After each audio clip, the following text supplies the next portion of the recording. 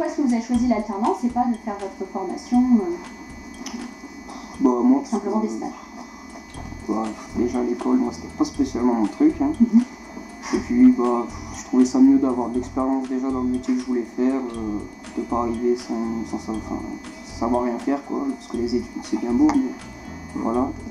Puis après aussi la paye, ça fait pas mal. C'est un élément pas négligeable, j'imagine. Voilà. Vous y pensez également. Et pour vous, Benjamin? En fait, c'est exactement la même chose. D'accord. Et peut-être pour vous, pour lesquels c'était une reconversion professionnelle, pourquoi vous avez choisi l'alternance plutôt qu'un diplôme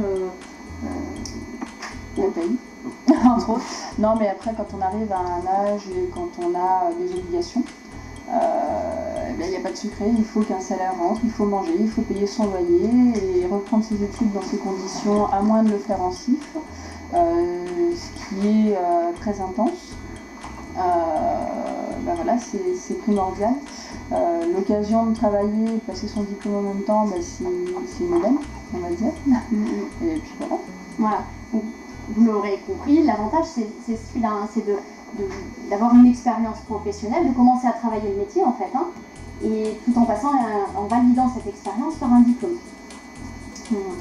Ensuite, malgré tout, il y a des contraintes. C'est pas simple de passer un diplôme en alternance. Est-ce que vous pourriez nous parler des contraintes, des difficultés pour pouvoir mener ce projet à bien et puis obtenir votre diplôme à la fin, tout en étant aussi un salarié?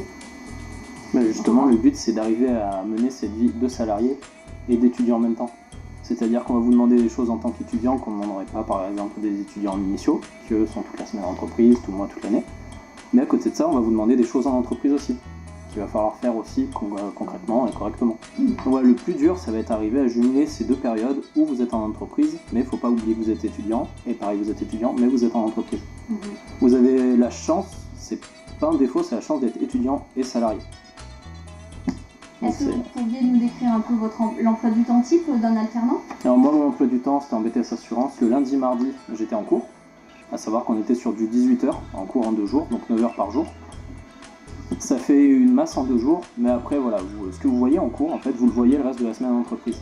Donc certes, ça fait une grosse masse de 18 heures en début de semaine, mais après, sur le reste de la semaine, justement, en entreprise, vous allez pouvoir éplucher ça.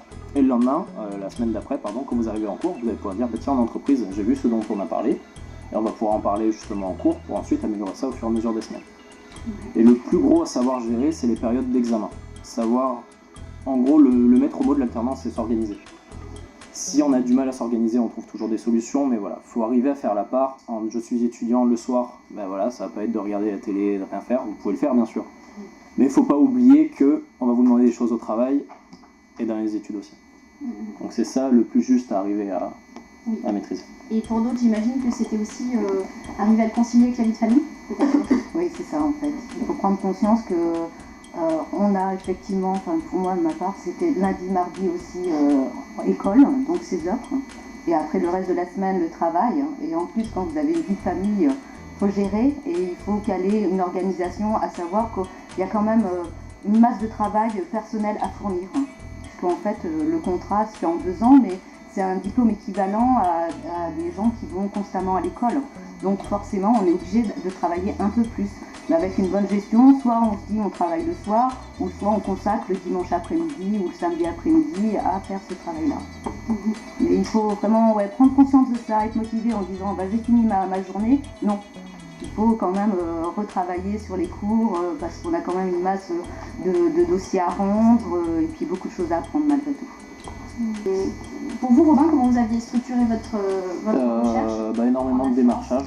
Déjà quand j'ai su que je voulais dans l'assurance, la première chose c'est CV, lettre de motivation qu'il faut faire, refaire, montrer à ses proches, même à des personnes qu'on connaît dans une entreprise, pas spécifiquement dans l'assurance, mais déjà avoir un regard professionnel sur le CV. Et puis aussi il faut savoir, certes l'entreprise va vous apporter quelque chose, mais ce qu'il faut arriver à trouver dans votre démarche, c'est ce que vous allez apporter à l'entreprise. Et moi c'est ce qui a fait que j'ai pu être pris là où j'étais à MMA Matière, c'est qu'il a vu quelque chose que moi je pouvais apporter en fait. C'était quoi? Tout simplement, c'était de la motivation et énormément de curiosité. D'accord. Je m'intéressais à absolument tout dans l'entretien, j'ai pas hésité à poser plusieurs questions.